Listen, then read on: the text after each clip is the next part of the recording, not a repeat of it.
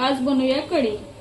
कढीसाठी घेतलं थोडं चण्याचं पीठ, दही 1 वाटी, कोथिंबीर, कढीपत्ता, मिरची, राई हे आपण आता मिक्सर मधून फिरवून घेऊया।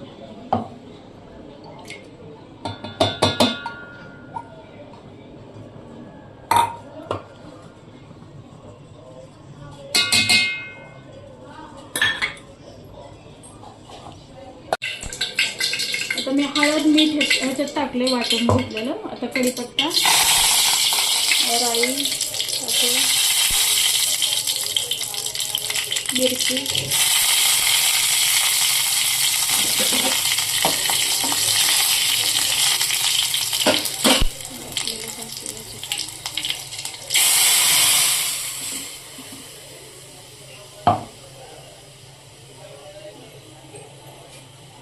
ही झाली आपली कढी तयार।